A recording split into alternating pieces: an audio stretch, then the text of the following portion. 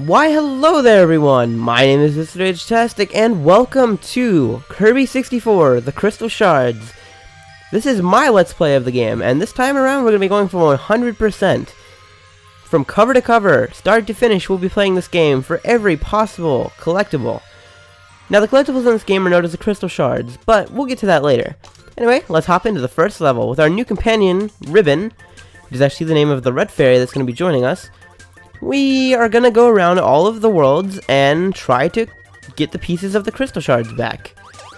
Now the Crystal Shards are actually all make up one huge crystal, as you saw from the opening cutscene. Now, the Kirby games are actually quite different than most platformers, in the fact that instead of stepping on your enemies, you can swallow them. You can eat away all your problems. But in all seriousness, Kirby, if you press B near an enemy, and if the enemy happens to have a super ability, such as this guy right here, he's got spiked, you can swallow him and you'll gain his ability, which this guy is spiked. So now we have a spiked ball, but I don't like this power, so we're going to toss it. Now if you come over here and we see this fire guy, we can swallow him and gain his firepower. Firepower is actually a lot different than Spike. There are many different abilities in this game, but as you can see, there's not just one little hole down there for a power-up. There's actually two little spots. So what does that mean? It means in this game, unlike most Kirby games, you're allowed to have more than one ability. So if we throw this guy at this guy, and he completely jumped over, we can take this guy, throw him at this guy, and combine them to form a fire sword. How awesome. This is actually one of the few Kirby games I believe you can do this in. I think you can do it a bit in Squeak Squad, but not like to your heart's desire. You actually have to do it by like a couple set powers. But this game, every single power is mergeable with another power. It makes a lot more power-ups, it makes the game a lot more interesting and have a lot more variety, and the best part is, if you want 100% the game, you actually need certain powers to get certain Crystal Shards on levels, which I find really awesome, and it really adds to the challenge and variety of the game.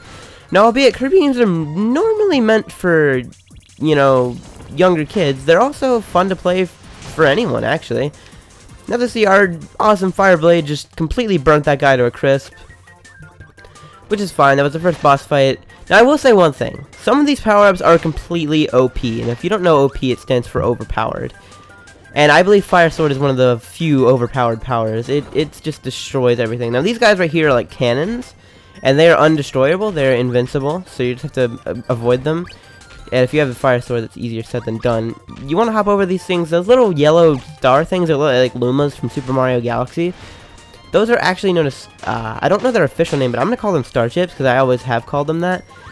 And we're going to go ahead and ditch our Fire Sword by pressing X on the GameCube controller, since I'm playing this on the Virtual Console. I cannot remember for the life of me what it is on the actual N64, because I have not played this game on the actual N64 since I actually own the game on the N64. Now this game is actually one of the first Kirby games I ever played. I think it actually was the first Kirby game, or the second. I remember playing Kirby's Dream Land 2 on my Game Boy. I think it was Game Boy Color, actually. I remember playing Kirby's Dream Land 2 on that. I think that was the first Kirby game I ever played. I think this might be the second, when I got an N64 in like 2000 or something. I can't remember, to be completely honest, but it's all good. So the power up we have right now is Bomb. Now Bomb's a really awesome power in my book. You can actually chuck it at enemies from afar and kill them. So we're gonna back off. Now see, there was like a black rock here. I was too busy talking to explain. This black rock here, it means you have to destroy it using the bomb power up. It's like a code for a block. So if the block right here is obstructing your way is black, that means you need a bomb to kill it. Later on you'll see power ups like a red blocks, green blocks, you know, etc. And sometimes you'll even see checkerboard blocks, which need two power ups to sort of be completely active, which is great. Now we're gonna go ahead and ditch this power. I do not like that power. Double bomb is not good in my opinion. And we're gonna come over here and get single bomb again. I just wanted to show off what it looked like. I'm gonna be trying to show off every power I can possibly think of.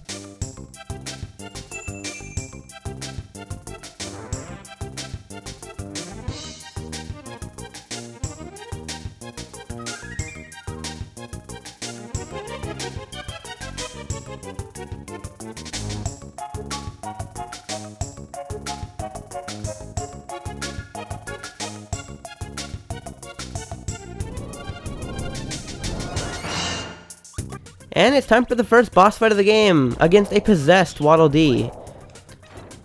Now we're going to throw our bombs from afar and hit this guy. Now, this is what I mean by the bosses are, the power-ups are kind of overpowered.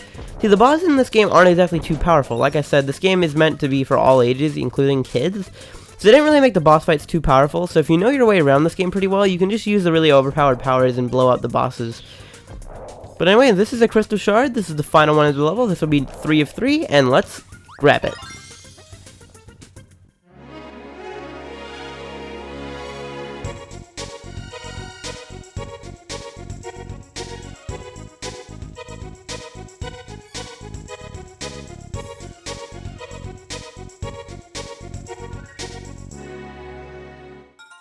I think Waddle Dee's been playing a bit too much Mario 64 with that long jump.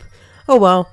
Anyway, now Waddle Dee has joined us and Ribbon on our journey to collect all the crystal shards, which is awesome. So now we're going to come right here and grab the red star, which is actually a bunch of starships. I would have preferred the 1-up, but you take what you can get. Anyway, now I'm going to try to keep this LP simplistic, so per episode I think I'm going to cut it off after every level, since sometimes the later levels get a bit longer. So anyway, I apologize if the video ends up pretty short, but I'll be seeing you guys in the next episode of Kirby 64, the Crystal Shards, where we will be taking on level 2 of Popstar. That was delayed. Anyway, thank you all for watching, and I'll be seeing you all then.